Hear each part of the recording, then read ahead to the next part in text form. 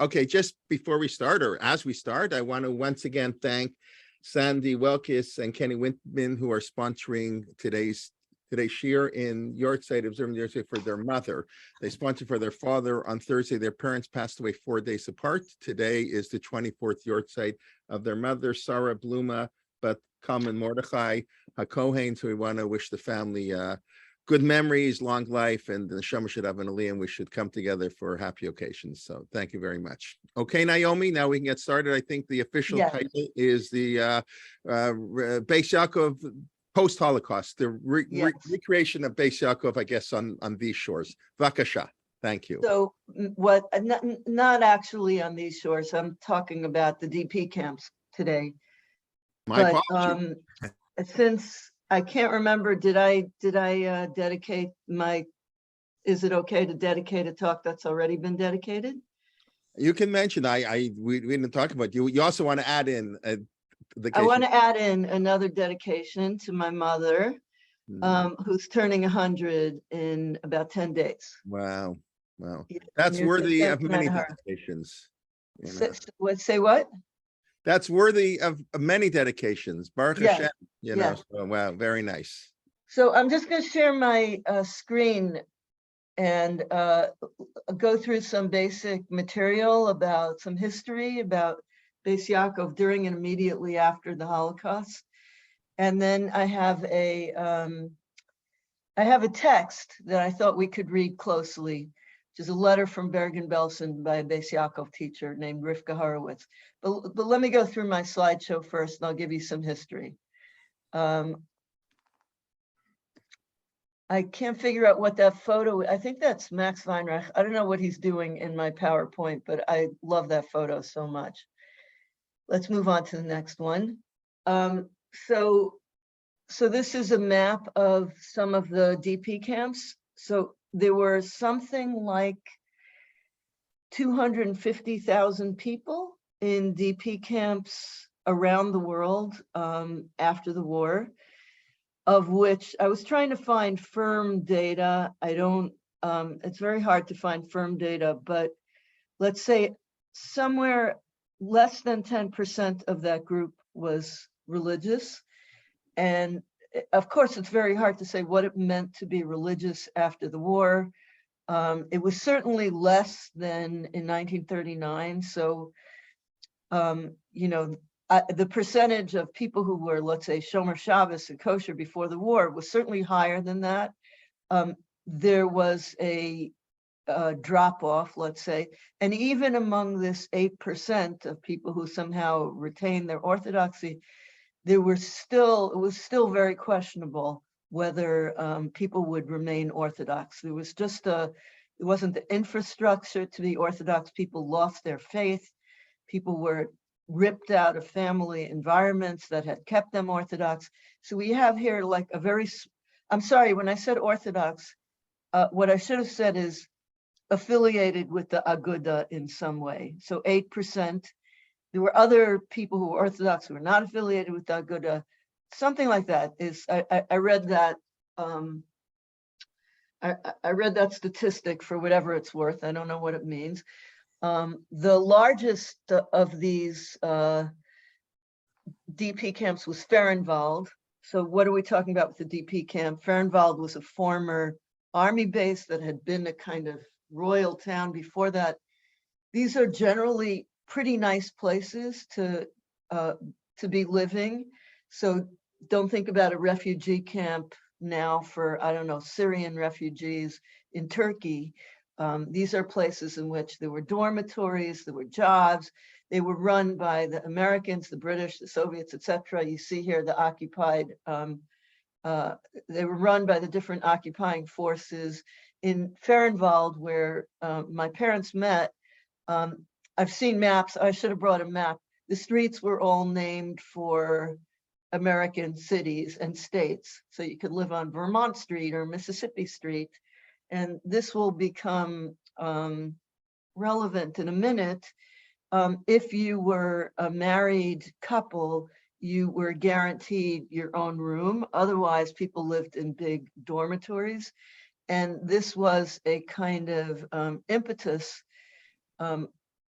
for marriage, very important in how the Orthodox community reconstructed itself. I just want to give you a sense of what you have are basically an Orthodox community that's just been decimated, and in which even people who had been affiliated with the community beforehand, many of them were no longer Orthodox, and there was a kind of hardcore of people trying to reverse this situation and trying to rebuild Orthodox life. And to cut to the chase, this was the beginning of, this looked like a kind of lost cause, and it turned out not to be.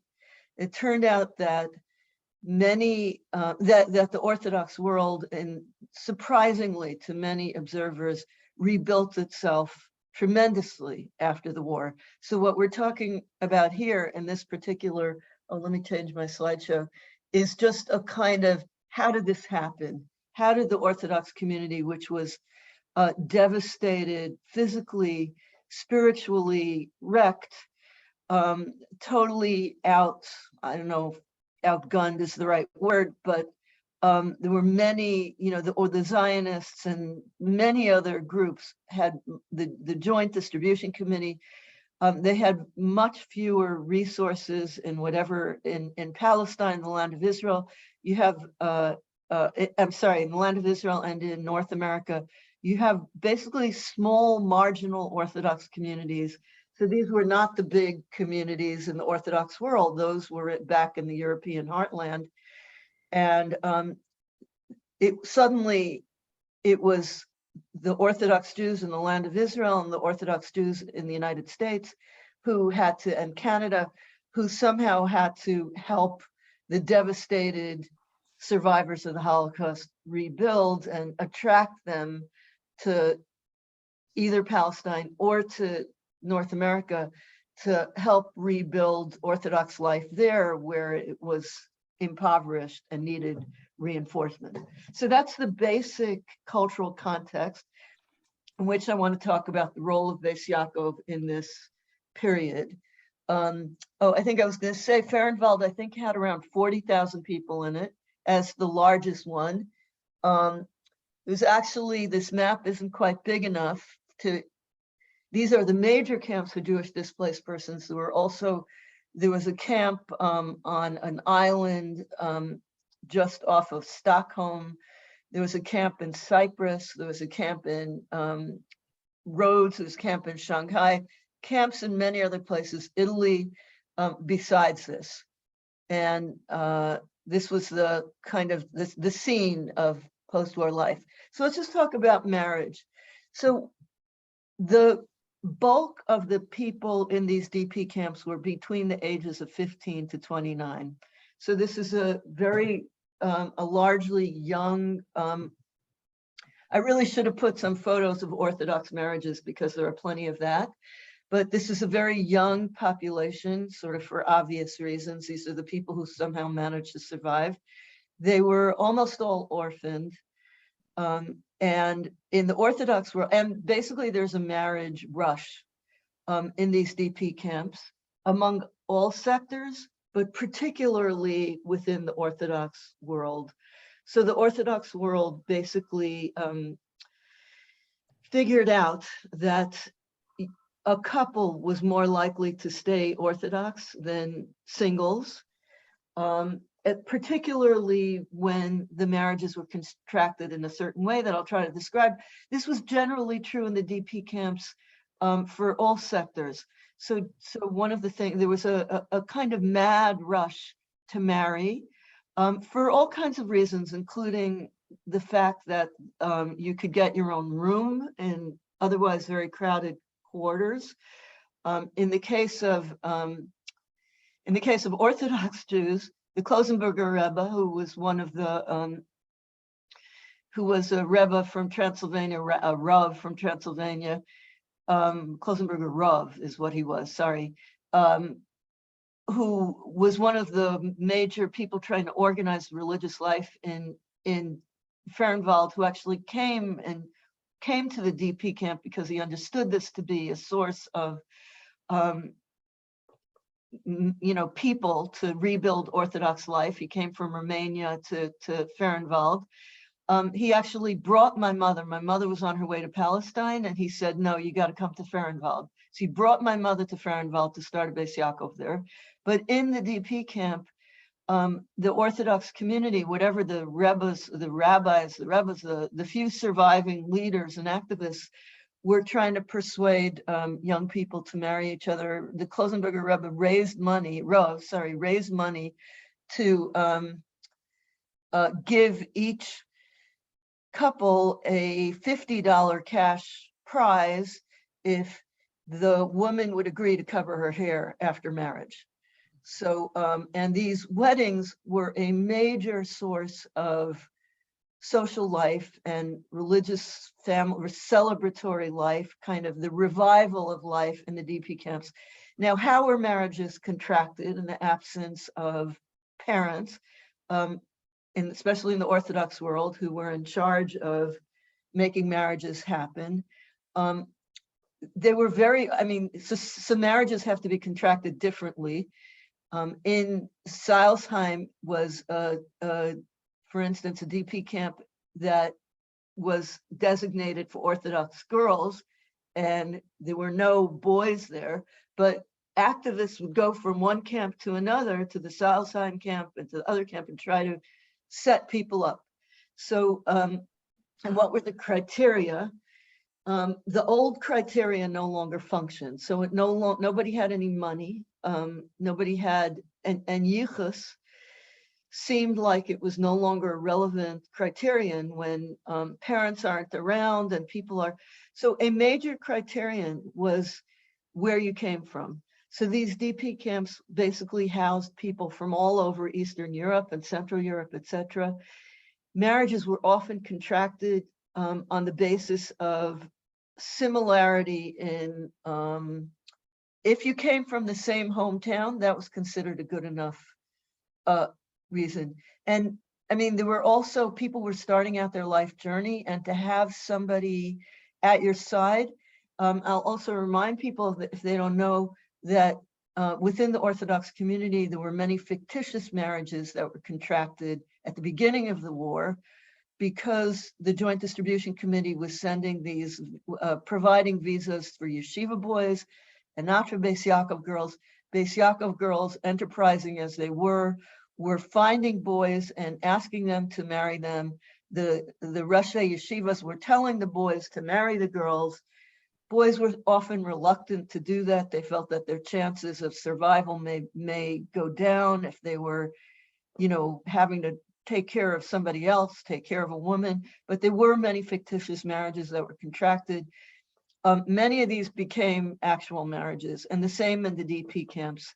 So, and what happened at these weddings? These weddings were, and maybe at this point they'll mention Rifkah Horowitz. So Rifkah Horowitz was the Aguda representative, women's representative in the Bergen-Belsen DP camp, which was not in the death camp. I forget if it was a death camp or labor camp, Bergen-Belsen. I think it may have been a labor camp. It was just outside of that camp. She was actually the main Aguda representative there. I have a photo of her in the next slide, I think. The Aguda provided her with a dress, a nice dress. And because she was an important representative and they wanted her to look good at various meetings, and her dress was lent out every night to girls to go on dates, and was also used for weddings. And at these weddings, the weddings would be, the whole camp came out, as much resources that could be provided would go into the provision for these weddings. And the Klosenberger himself and various other people resisted the rhetoric of, we are marrying you off in this crazy rushed fashion in order to rebuild Orthodox life. He always said, we hope you find peace and the rest that you deserve to the young married couple. And he always mentioned their parents. There were Aguda representatives that knew some of these people's parents. The parents would be invoked. And at this wedding, the young couple would be told that their parents were there this is already like an old folk understanding that dead parents are present at weddings. This was a big part of the emotional power of the wedding in DP camps.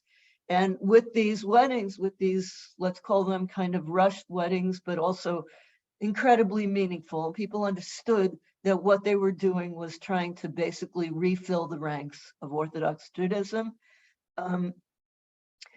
And, with these weddings was also a kind of not just joy and rebirth, but also huge pain and loss. These were major points at which the loss was felt as powerfully as the gain. And so basically what you have in these DP camps is a baby boom.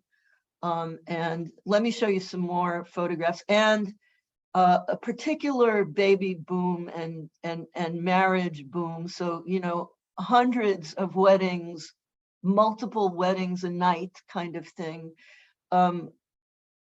that are the major tool that Orthodox activists have to try to keep Orthodox, to try to revive the Orthodox world.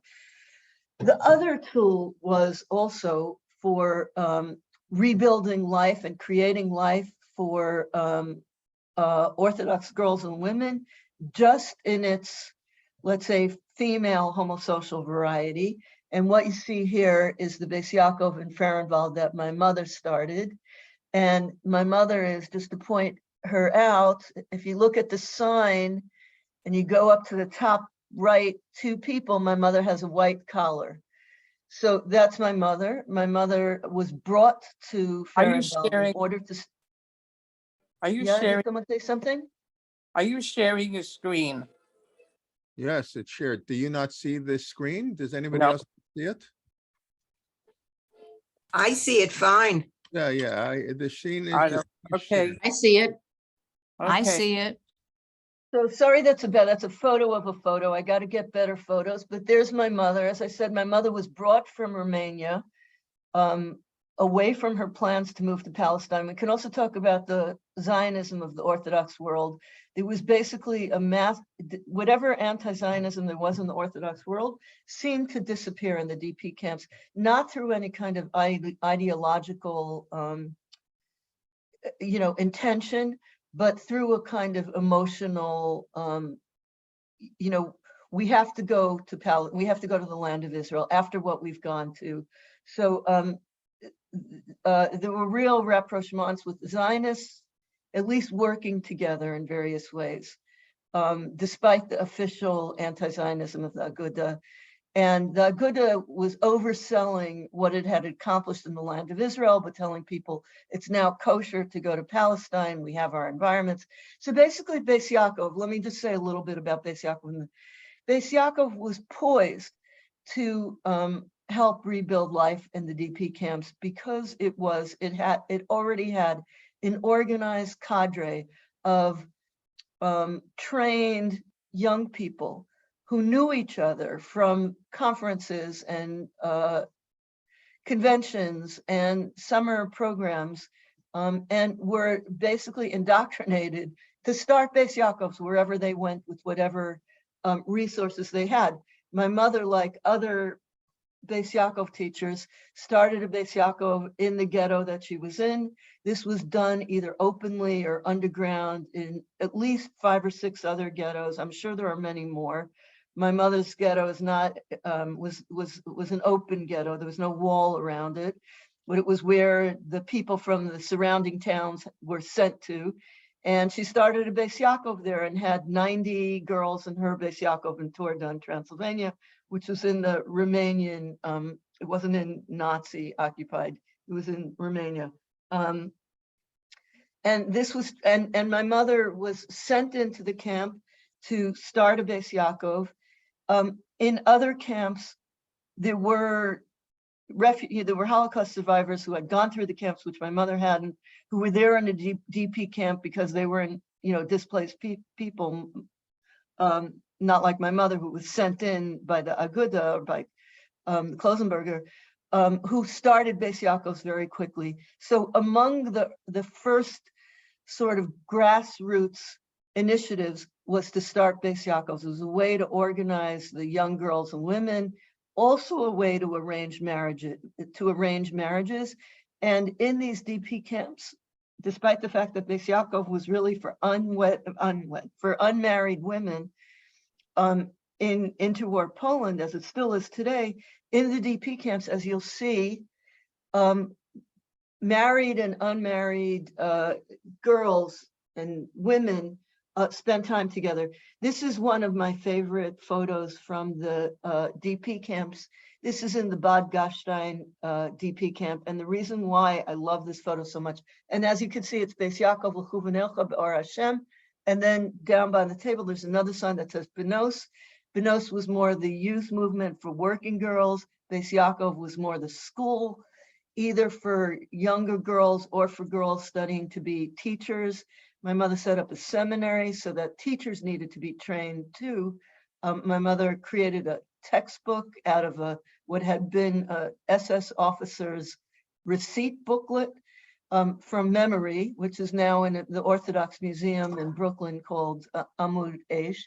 But one of the reasons why I love this photo so much is that in the front row, directly behind the wine bottle, if that's wine, is a woman named Itka As, who was a famous fighter of the partisans.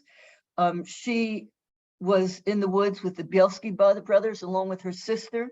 That's her sister sitting next to her, and an adopted sister who's in a white shirt underneath the Basiakov sign. And she was known as her nickname was the Tzadekes, because she somehow tried to keep kosher and or Shabbos in the woods. Maybe she managed. It's hard to know whether these reports of people who managed to keep kosher and Shabbos, how true they are. But in any case, even the effort, of course, is laudable. And she was known as the Tzadekes, and she was one of 5 women in the Bielski brothers camp who were given pistols. So she herself personally killed a few German soldiers. So along with being a Basiakov girl, she was a famous partisan. And when she came to Bad Gastein, she was among the first things she did was to help organize this Basiakov and Benos chapter. And this one, unlike the one in Fehrenwald, which was kind of organized from the top, was a grassroots effort, as most of them in fact were. But once a DP camp had a running Basiakov, just like in the first days with Sarah Schneerer, they would train somebody to go to the next Basiakov, to go to the next DP camp and try to organize the Orthodox girls there. And what we're talking about is not so much Orthodox girls as girls who might be persuaded to come back to the Orthodox fold through the various means of persuasion that we've already talked about, including just camaraderie and a feeling of wanting to do something maybe for their dead parents, etc. Where is this one? Kibbutz Benos Agudas Yisrael. I forgot to write down where this one is. So here's another DP camp. This one is, I think I already showed you this picture. This is Basiakov in Shanghai. So Basiakov, and I love this picture. Basiakov in Shanghai was founded actually during the war for refugees, many of them from the Mir Yeshiva, who had these visas provided by the Joint Distribution Committee. And Basiakov girls before and at the beginning of the war married these boys in fictitious marriages or whatever, or they were already married. And this is the community of basically Lithuanian yeshivas and their wives and their daughters, and the school they started in Shanghai, which operated until around, I think, 1947. The one in Fehrenwald was the one that lasted the longest. It lasted until 1957. Okay, so who were the women? What do we know about some of the women? Oh, somebody raised their hand. Did somebody want to ask a question? We can do the questions at the end unless it's Yeah, something. okay. Yeah. So let me just say, so who are some of these women? So among the among the stories, so basically what you have is a culture of sacred legend, some of which is clearly fictitious, some of which is true. And in the DP camps, the stories began to circulate. All kinds of stories began to circulate about Orthodox survival, including the story of the Ani Mamin that was sung at every where other secular Jews and Zionists sang Zognit Kainmol, which is a ghetto song from the partisans. In the Orthodox community, what was sung was Ani Mamin, and the tune for that Ani Mamin legendarily was written in a train car on the way to Auschwitz and sung in the gas chamber. And somehow somebody got out of that train car, and this was passed along to the Orthodox community. So you have these stories about spiritual heroism during the Holocaust that start to circulate in the Orthodox world, along with this tune for Ani Mamin, which was sung in the gas chamber and written in a cattle car, and became the kind of theme song of the Orthodox DP community. It's the kind of sad. There are many tunes to Ani Mamin. It's the saddest one that you probably know. And this is an example of one of the sacred legends. We have another sacred legend, if you want to call it that. And this one is actually historically accurate, maybe not in every detail, but in its basic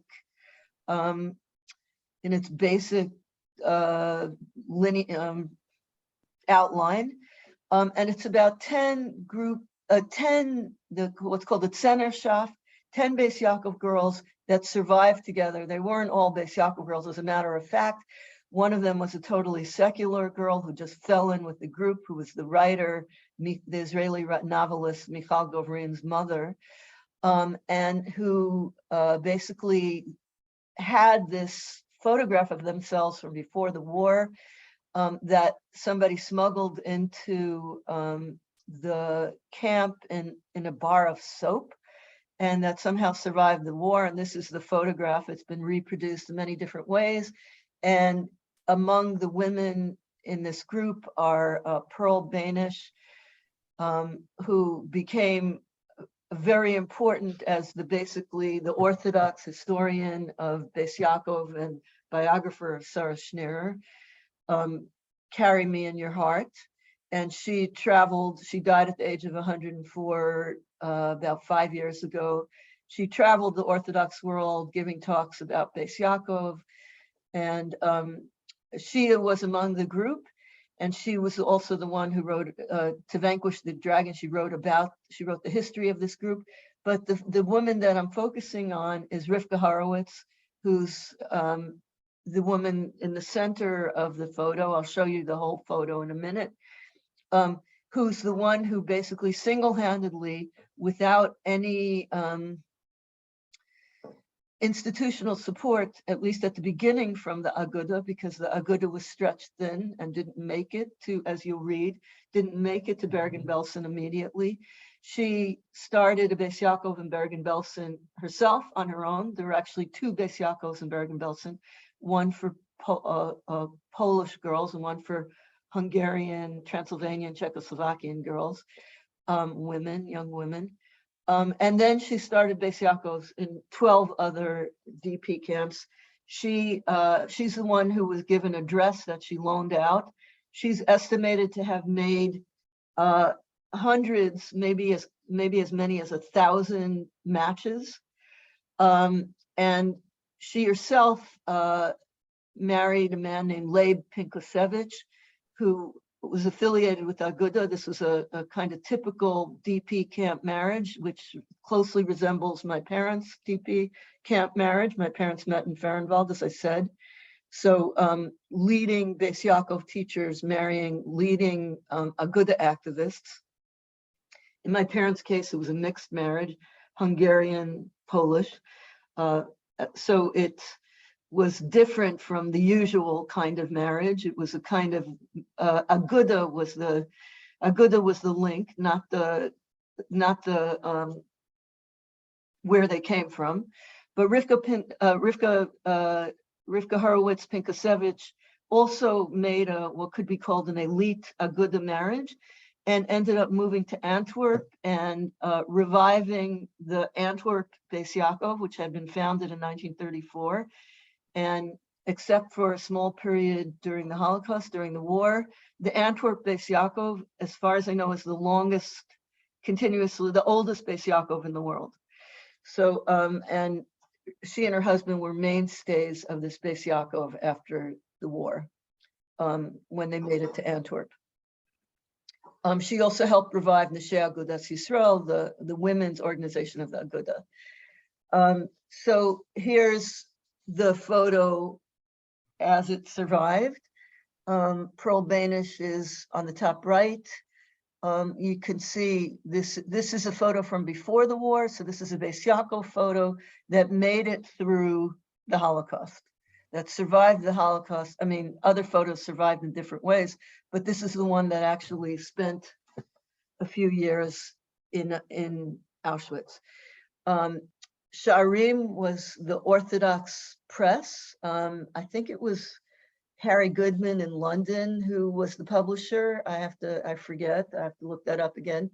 And there you see on the front page, Kriyat Morot Bet Yaakov mi Bergen-Belsen. A call from Basiakov teachers in Bergen-Belsen. This was, what's the date?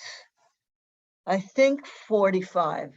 So very soon after the end of the war. What you have here is a letter from Rifkah Horowitz from Bergen-Belsen, which is her first contact with anyone from the Aguda. So she's in a camp which has basically lost contact with Aguda. So I think what I want to do is just read the letter. Sorry, it's a little long. I'll just read it. It'll take me, I don't know, 6 or 7 minutes. And then I'll stop my share. And I would love to have a conversation with you about what I read and what I said and anything else you want to say. Sorry, I just have to move around the photo so I could see the, here we go. Dear friends, may you be well. I am writing to you from a desolate town in Germany where we ended up by various routes. There is much that should be said about this experience, but I will leave for another opportunity. You do not know me and I do not know you, but that does not prevent me from turning to you for help. There is no time now for me to tell you everything we went through, and more particularly what a hell it was for an observant Jew. But I want to stress one fact. The truth of our faith stood out absolutely clearly, particularly in these experiences and tortures. Armed with faith, a faith inscribed in the heart, it was possible to walk the path of the most unbearable suffering and remain pure.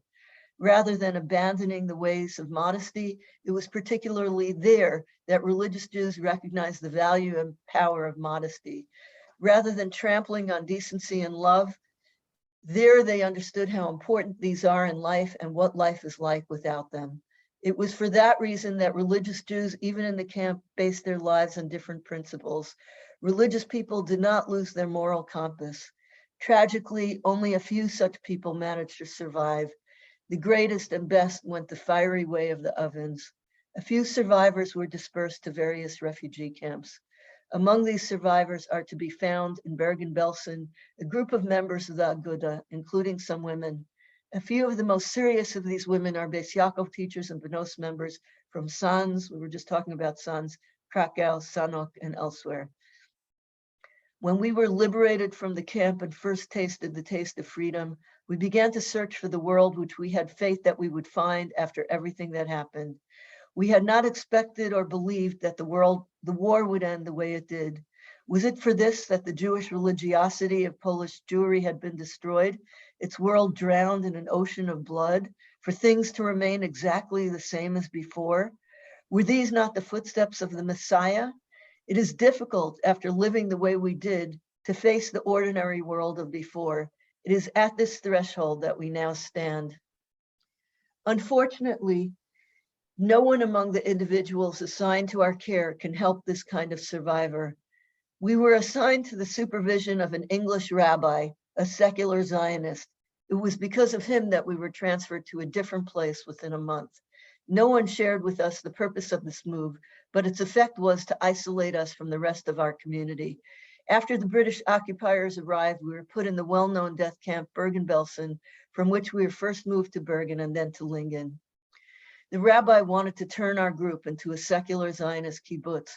If we had realized this, we would not have left Bergen, but we were made aware of this only later. You can imagine how hard our lives were there in Golos among Jews, in exile among Jews. You can imagine our joy when we received greetings from you in Orthodox Jewry from Dr. Klepfish, the military chaplain of the Polish army. These greetings lightened our loneliness and desolation, for surely among you must be organized groups of young religious Jews in faithful observance of what we had sacrificed the marrow of our being for under such harsh conditions. This knowledge would give us support and allow us to go on. So we decided to write you this letter, for certainly you will understand what we are feeling and be moved by our double isolation, in our homelessness and in the lack of an appropriate atmosphere for us, an atmosphere of moral exaltation that seeks something more, for man does not live by bread alone. We need your help. First and foremost, send us newspapers and periodicals and news of our movement. We are living here as if on a desert island in conditions that are not easy. We lack an environment, food, clothing. There's not a single Jewish book here. Please send us a Bible with rabbinic commentaries and a Hebrew dictionary. Also Ethics of the Fathers with commentaries, ethical literature, Jewish history, etc. We think that in the course of time, there will be those who find some value in these sacred books, and so there is an urgent need for them. As of now, there are only a few young yeshiva students here who need them, and we ourselves will learn from them and then go on to teach. But as you know, we are helpless to do anything here, and we look to you for anything you can do for us. We do not participate in the life here, in our desire to carve out our own corner, more beautiful and substantial, and we long for the moment when we can begin our work anew. Do you know anything about our friends in other camps? And if you do, please send them our regards. This will give us great joy. We will not be left with a connection only to you and with the longing and anticipation of a better and finer life. We hope for your immediate assistance in any form whatsoever, for everything has been withheld from us. We do not ask for your pity, but rather call on you to fulfill the debt of friendship. Where are the religious survivors of German Jewry? Do you have Rabbi Jacob Rosenheim's address, the head of the Aguda? And what are our chances of receiving certificates? Do we have any reason to hope in this regard for the help of our activists and people? With blessings, Rifkah Horowitz. I'm going to stop my share. Hi, everybody. Okay, so that's my presentation. I just remembered that I wanted to say one other thing, which is that I talked about the sort of the different attitudes of different rabbis, some of whom, where was Rifkah Horowitz from? She was Polish. She had studied in the Krakow Teacher Seminary with Sarah Schneerer. I forget the name of her small town. She had been a Basiakov teacher before the war. I think she mentions where she was a teacher in that list of towns that she mentions. Maybe I'll just say one other thing, which is that this is a period in which rabbis, there are all kinds of halachic issues about if women could go back to their husbands, women who had lost their husband, whose husbands had disappeared and it wasn't known where they were. The rabbis, I already told you about the rabbi who didn't talk about you will rebuild the Orthodox world, but said, your parents are here with you. We hope you will bring peace. in the same way, this rhetoric of we managed to keep our religious values intact. This is the beginning of a kind of discourse that's not 100% formulated yet. And it's one in which we have collections of responsa from the DP camps where the rabbis are saying, you know, your wife has a tattoo that says Nazi prostitute. Yes, you may go back to her, and no, she should not remove that tattoo. That tattoo is a mark of honor, and she should feel nothing but pride. So there's some amazing attempts of the Orthodox community to look forgivingly at this question of what it is, how people had survived, and the question of whether it was the best who had survived or the worst. The theology of who had survived was alive and well in this period of, you know, if you had survived, the suspicion was you had done something bad. So it's a real complicated discourse being worked out here, not from above, but mostly from the grassroots by these writers who are in the months immediately after the war, basically pouring out their hearts in various ways. So this is why, one of the reasons why this is such a precious document is this is a document by a woman before this discourse has been solidified, before the Orthodox world has figured out what to say about the Holocaust, before the real process of rebuilding has begun. So I see some hands. Should we start with Rochelle and then on to Shelley? Ken, there are still a couple questions in the chat box you didn't quite get to. Maybe you want to take those first, and then we'll go to the oral question. So should I go to the chat?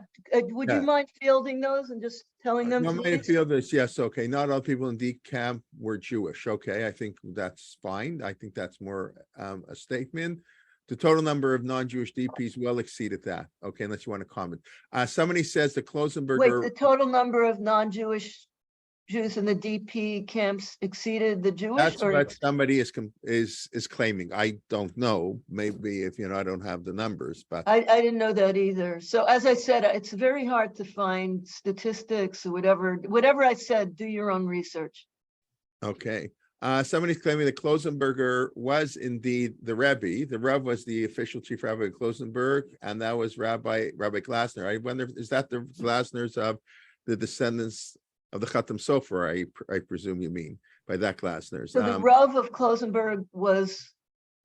He's claiming the Rav of Klosenberg was the Glasner. I mean, he doesn't say which, but Got the it. Glasner So family, it was that's the the Klosenberger Rebbe, not the Klosenberger Rav. right. Thank you for okay. that. Okay, Klosenberger's Glasner's there. Fine. That's from the family of the Chatam Sofer, the Glasners. What is a fictitious marriage? Means you want to answer that? Or? So a fictitious marriage is a marriage done for, what I mean by fictitious marriage is, for instance, I'll give you an example. The Devora Eppelgrad, who meets Yeshiva Bacher at a wedding in Vilna in 1940.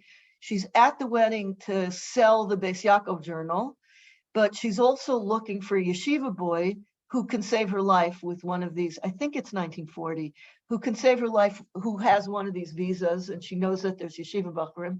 And she actually makes a proposition to this boy, and she says, put me on your visa. We can have a civil marriage. I will not expect anything more from you. We'll sleep in separate bedrooms. We are not actually officially married according to Jewish law. And she gets put on his visa. He knows the Rosh Hashiva wants him to be finding a girl whose life to save. And he makes his way with Devora to Kobe, and they're still not married according to Jewish law.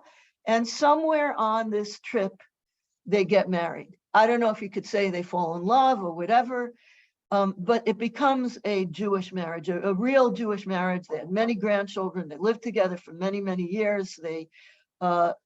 But the marriage started as a way to save Devora's life and to put her name onto his visa. And there were many other reasons why people would get a fictitious marriage, including in the DP camps. as a way to get out of a crowded dormitory, or maybe to get a little extra cash boost that you would get. So there were prizes to get married. And sometimes people would get married to get whatever the prize was without actually being married. And these, as I said, there were quite a few fictitious marriages that became real marriages. Visas and documents and other kinds of, even something like your own room was a big boost in a crowded DP camp. More questions from the chat, or? Rabbi Kalman, you're muted. Could you tell us a little bit more about the I closing? apologize for that. Hold on. I'm sorry for that. Somebody was asking Naomi for your mother's maiden name. I assume they want, based on the picture. I don't know, maybe if they knew your mother. My mother's maiden name was Abraham. So my mother's name was Sarah Abraham.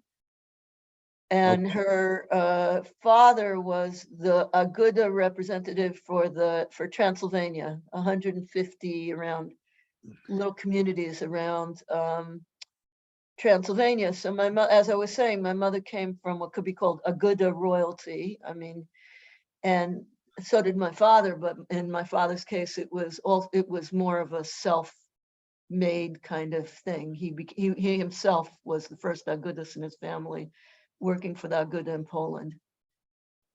Okay, I guess something like was every Orthodox educational effort for girls Basiakov? I guess what other educational were there besides Basiakov? That's a really good question. There were other Orthodox schools, including there were some attempts to found. Sharim was in Hebrew. That's interesting. I'll talk about Hebrew in a minute. So there were a few others, much less successful.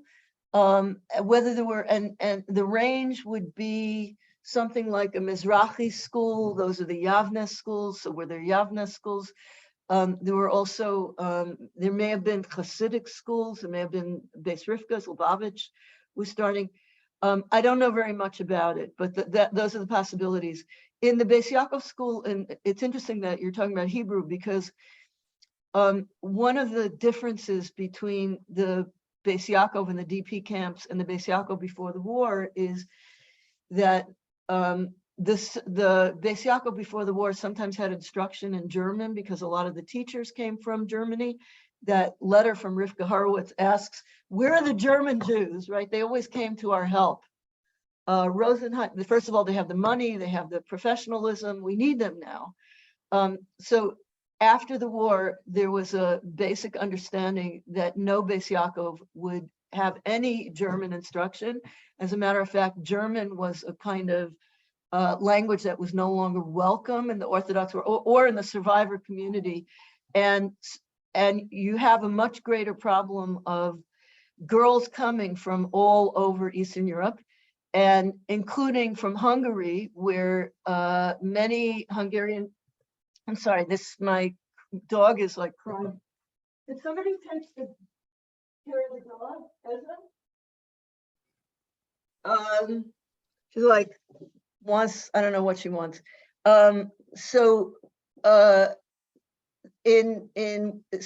Basically what you have is mixed populations, and not everybody speaks Yiddish.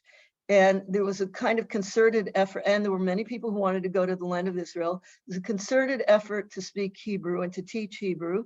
And in the DP camp that was in an island, Lingoli, I think it was called, the one that was off the coast of Stockholm, that was the only Bais Yaakov that was held entirely in Hebrew.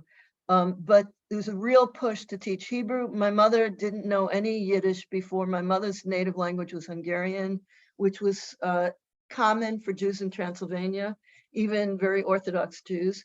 And in the camps is where she learned Yiddish, but in other camps, but she also made a real effort to teach Hebrew. So Hebrew language instruction was a big part of the curriculum. I see some other hands up. Do you want to call on people?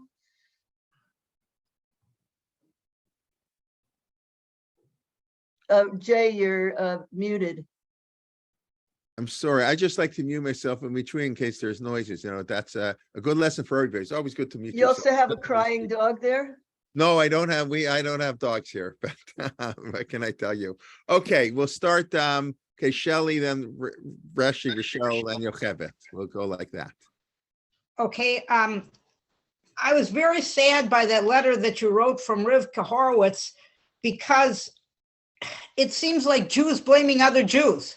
I mean, you're in these DP camps. I mean, I can understand if you're, from what I understood from the Illinois Holocaust Museum, that most people in the DP camps were not Jewish, because people are going from all over Germany, relocating, they're being kicked out, stuff like that. So I can understand why you might not want to be with somebody that's not Jewish, but it seems that she's also very much trashing, I hate to use that word, disrespecting other Jews who may have been more secular, who went through experiences, the same experience that she did, because they were Jewish, but because they weren't religious. Keep me away from these guys. Yeah. Sorry.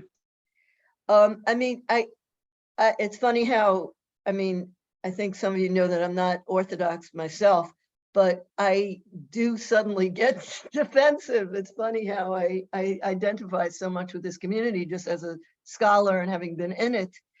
And one thing I would say, I mean, not to be too defensive, let me try to be a little bit, but one thing I would say is that the you might be speaking from the present situation in which Orthodoxy is a real political force. And this is the moment in which that's beginning. And it's a political force that, I agree, has real animus, hostility to secularism, to secular Zionists, etc. But what you're talking about here is an embattled minority, basically struggling for survival and feeling themselves about to be swallowed by the great wave of secularism, including, in other words, what they see around them is not just the secular Zionists. There were always secular Zionists. What they see is secular Zionists and all their former Orthodox friends and colleagues and classmates going along with that world. I'm reminded of the kind of the rage in Palestine, or later in the state of Israel, of over actually in 1943, over the fact that Orthodox Jews, like the Tehran children that were making their way from Poland through Tehran to Palestine, would then be put into camps, and they're, as the Orthodox Jews always complain, first thing that happens is the payas get cut off, and they're put into they're basically expected to become secular. So Orthodox Jews felt that they had survived the Holocaust and were now struggling for the survival of Orthodoxy, to maintain the religious life that they had had before the war. And they saw Zionists as not just different from them, but actively taking their children, actively taking their, making it harder for them to refill their ranks. I just remember something else I forgot to say about these Basiakov girls. Among the craziest things these girls did, and remember some of them were partisans, is that they would find out that there were Jewish children in some monastery. They'd hear some rumor, and they'd go into monasteries in the dead of night and kidnap Jewish children from monasteries. We're talking about a kind of wild west of Jewish life at this moment. And it's more wild for the Orthodox Jews, because they meet one Orthodox chaplain, whereas the secular Jewish world, or the modern Jewish world, or whatever, I mean, this is a rabbi, maybe he's a Reform rabbi, they're so much better organized, they have so many more resources. So I'm just saying that, not to say that you're wrong to feel offended at this kind of dismissal of other Jews, which I'm sure we all recognize as part of Orthodox culture, but to have some insight into what it is these Orthodox Jews were feeling, and the struggle that they felt themselves to be in, to not only to lead a life, to carry on a life, but to carry on a life that might have some semblance of continuity with the life that had been destroyed. Does that make sense, Shelley? Yes, I'm saying that as somebody who is Orthodox, but my parents were born in America, small town, Wisconsin. Okay, and also there does seem to be, it's understandable, but there does seem to be something about how American Jews, even the religious ones, weren't religious enough for these people. And then, after God forbid, when they need to come to America or Palestine, okay, we'll go there, but you guys aren't good enough for us. We're setting up our own society, and they're almost reinventing the rules, how religious their society was. Everybody sat and learned. They didn't sat and learn. They had, they had to work. Everybody covered their hair. No, not all religious women did cover their hair in the early 20th century, right, even if they were Shomer Shabbat. So that kind of thing is rewriting history, I guess, gets to me. So, but thank you. Yeah. I mean, it's also true that Holocaust survivors were treated, even those with great family trees, were treated as damaged goods when they did make it to Palestine and North America. They often were unable to find a shidduch. Like there's an example of, I forget which great rabbi's daughter, who shows up in Palestine and, makes her way to the local Rosh Yeshiva and says, I'm so-and-so's daughter. Give me your best yeshiva bacher. And he says, I have, in this weird Orthodox market, I'll marry you off to a disabled man. In other words, you are now damaged goods. And she was so offended, she remained single for the rest of her life. So, so the prejudice went in both directions. That's true. And when you're talking about Israel, the secular Zionists took religion away from all the Sephardim, for people who came in from Iraq and Egypt and all the rest of them, and sometimes even kidnapping some of the Yemeni kids and stuff like that. So yeah, now you're getting very unfortunate. That's a little far afield. I just want to give other people a chance to ask. Yeah. Let's get some more questions. Let's try to keep them relatively short. It is late, so. I'll try to keep my answers short. I don't have to answer everything. Okay. Sometimes people just want to make a comment. Okay, Reshi and Yocheved, and okay, quickly, Vakasha. Unmute yourself, please, Rochelle, Reshi. You answered the question, because I had a friend who was in one of the camps, and they learned Hebrew. They had people coming from Palestine, and she actually learned Hebrew in the camps. I don't know which camp she was in. She had been in Siberia, a lot of places, and they were from from people, but they went to a Hebrew school. Yeah. I actually have lots of photos of the Zionist shlichim, young women that were sent from Palestine to the DP camps. Big part of what they were doing was teaching people Hebrew so that they could hit the ground running when they came to Palestine. There was a kind of she asked for certificates. She means certificates to Palestine. They were very hard to get. This was a time in which immigration was limited, but the hope was that you would get a certificate. Well, my friends came to them. They didn't go to Palestine. They came to them. Most of them didn't. Yeah. Yocheved, Vakasha. Yeah, okay, so maybe this is a little bit of a broader question. I think you mentioned this at the end of your book. You were contrasting the Basiakov after the war to the way it developed in America in terms of the whole culture and the teaching. Like, I think you said it was more like about tshuva element to it, that sort of, I'm just curious if there's something you could elaborate on. Yes, absolutely. So I think, thank you, by the way, you're the one who bought my book. No, yeah, like three years ago. Yeah. So the difference between Basiakov after the war, which really starts in the DP camps, but really in the 50s with Basiakov of Bnei Barak and the Chassam Sofer. And basically what you have is a a movement that's the difference between a Baal Tshuva movement and a movement that's trying to keep what it has secure. So it was always a tension in Basiakov between, let's say, its missionary impulses, trying to appeal to young people who to appeal on in a kind of landscape in which there were competing ideologies. Everybody was appealing, right? So everything was up for grabs. Who you were going to be when you grew up was not at all clear. And in other words, were you going to be religious because you grew up religious? Not clear. I mean, there's still people who go off the derech, but it really was a kind of open question, a huge generation gap. The Zionists would go into Hasidic steebles to try to recruit. So everybody was recruiting, and in this atmosphere, Basiakov was also trying to recruit.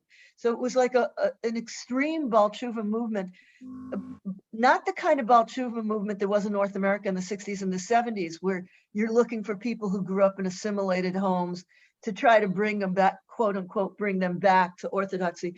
This was a Baal Tshuva movement for people who grew up Orthodox. In other words, growing up Orthodox did not guarantee that you would want to be in. So in other words, to be in, to really to say, I really want to be part of your Benos group, or I want to, you know, I'm signing up with the Aguda. That was the environment in which, you know, that was the environment in interwar Europe.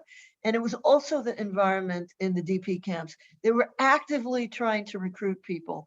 And a movement that's trying to recruit people has to be more flexible.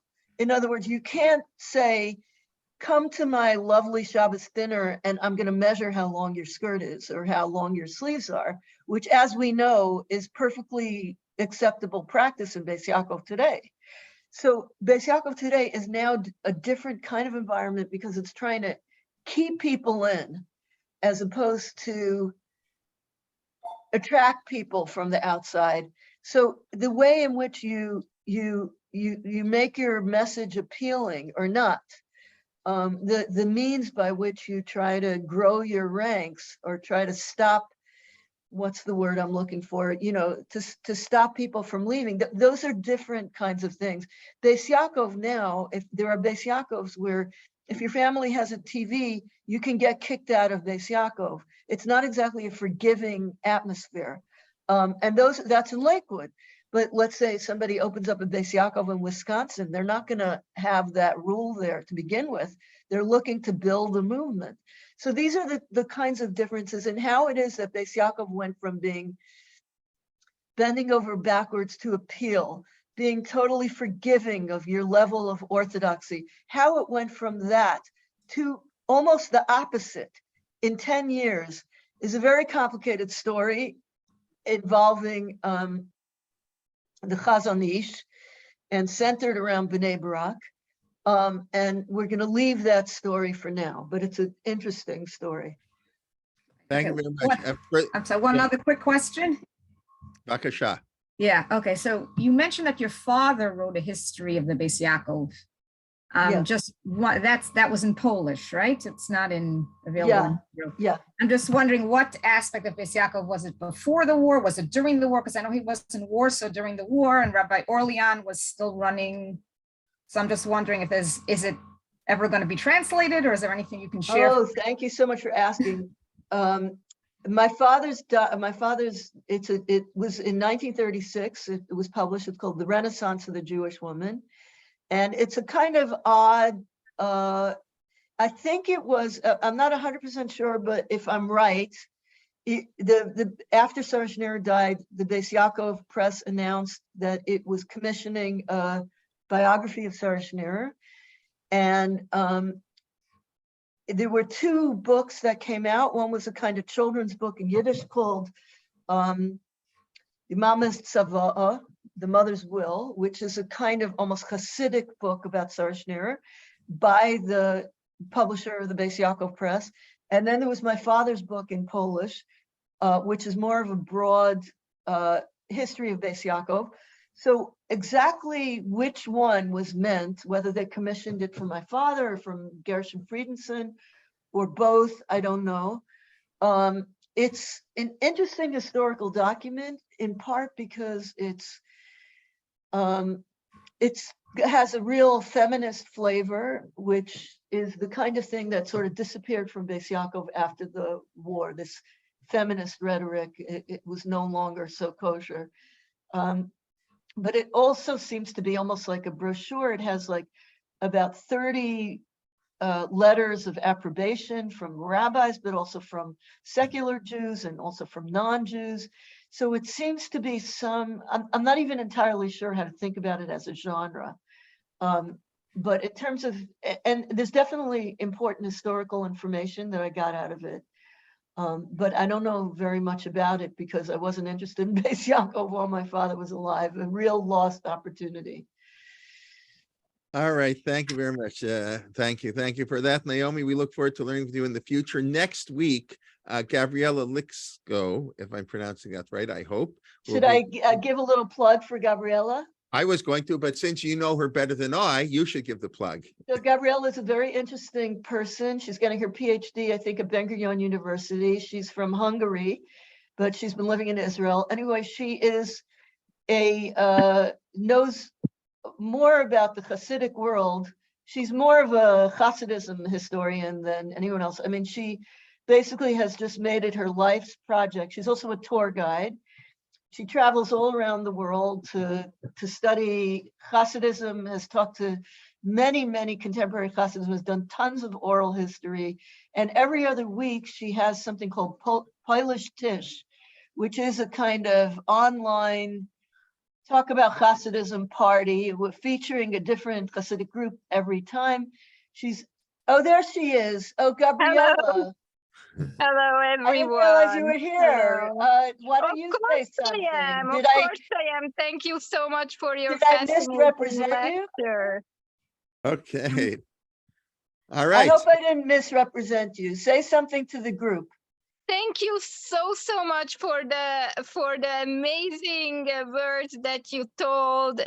I'm very happy and honored to be here, and I'm already preparing for next Monday's class, and we will take a look at the maps of Basiakov, and we will together try to analyze the various Orthodox Jewish communities which actually gave birth to the Basiakov schools in that particular locations.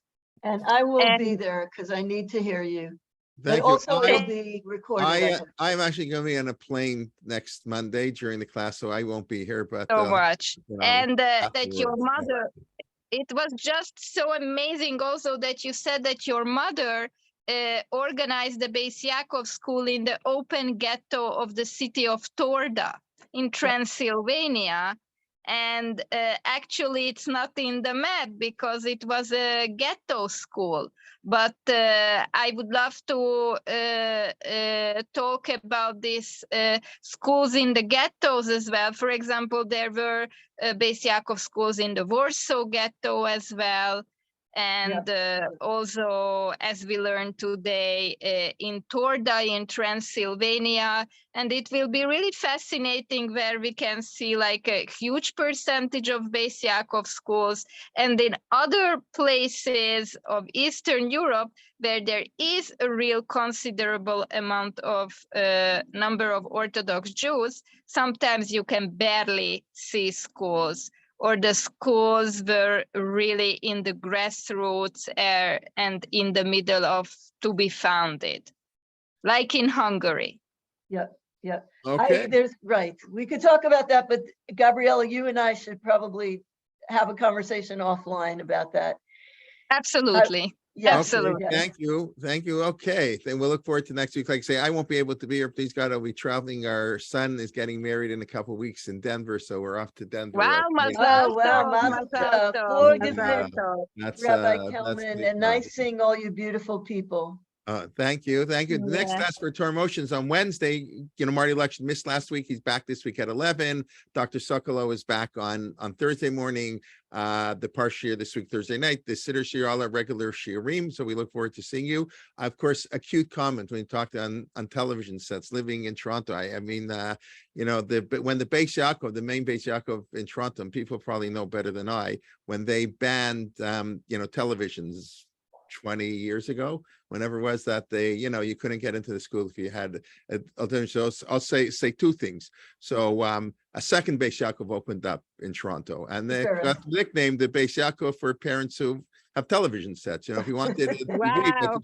and you didn't want to go to Opana, which is sort of where my daughter went, like the modern Orthodox Bnei Akiva, religious Zionist school. They didn't want to go to Opana. That's too modern.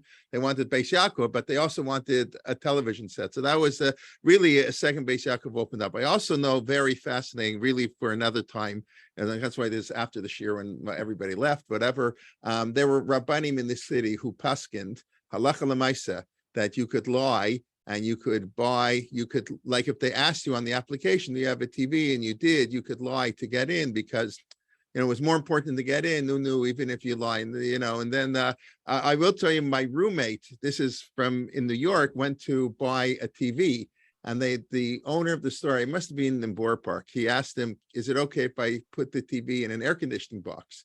So he said, yeah, but why? He said, because all these people, oh, no, he wanted to buy an air conditioner. They couldn't put it in a TV box. So because the people buy a television wanted to come out in an air conditioning box.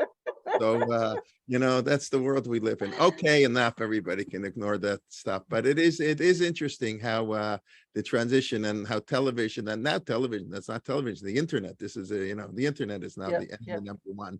But Baruch Hashem, we use the internet for Torah. Everything in this world Hashem created is neutral, and everything just depends on how we use it. Every character trait, everything. So technology is wonderful and terrible. Depends on how you use it. So we try to use it for wonderful things. Okay, enough of that. All right, everybody, have a wonderful day. We look forward to seeing you soon, and to learn, invite a friend. And thank you very much. Okay, and thank you. Thank you so Bye. much. Bye. Bye, thank you. Bye, thank you.